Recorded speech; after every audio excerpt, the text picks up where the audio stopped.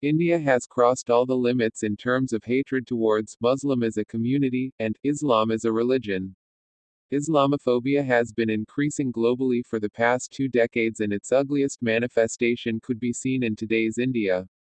While Israel had championed hatred towards Muslims as a community, and France championed the hatred towards Islam and its prophet, the Islamophobia of Indian Prime Minister Narendra Modi's India has crossed all the limits, in terms of hatred towards both Muslim as a community, and Islam as a religion.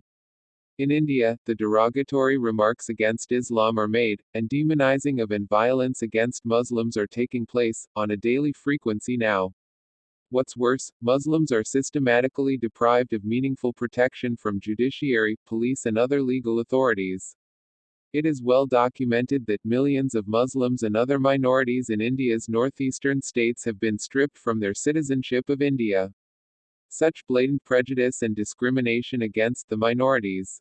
Yet the so-called international community only notices the Gulf monarchs, Iran's and China's imprisonment and confinement of opposing voices, but turns a blind eye to the killings of Indian minorities, a growing trend backed by even India's latest institutional policies.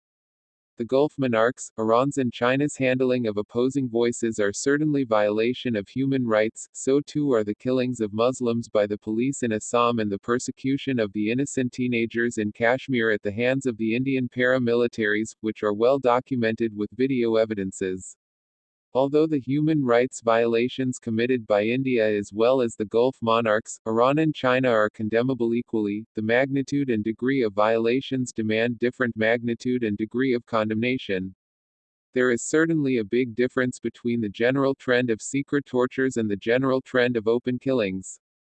These two are certainly not equal in magnitude and degree. Someone representing the so-called international community should explain how the lynching to death of Muslims in broad daylight with police watching in India has same magnitude with the tortures of Uyghurs in the secret concentration camps in China.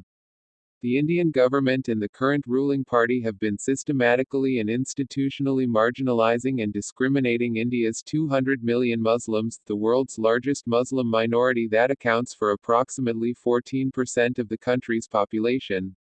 For this, the criticism of the Modi government and his BJP party was long overdue. Yet the governments of the Muslim-majority countries preferred, for economic and strategic reasons, not to take a stand against the Islamophobia of Modi's Hindutva version of Hindu nationalism.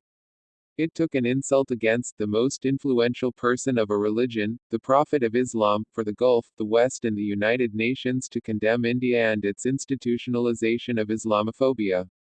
Although many states and global institutions released statements condemning the latest infamous remarks made by the BJP's spokespersons, who are now suspended from the party, against the Prophet of Islam, it is the Qatar's Assistant Foreign Minister Lalwa al-Qatar's statement that fits in with the total picture. Hence, it would be appropriate to close this article with his statement. The Islamophobic discourse has reached dangerous levels in a country long known for its diversity and coexistence. Unless officially and systemically confronted, the systemic hate speech targeting Islam in India will be considered a deliberate insult against 2 billion Muslims.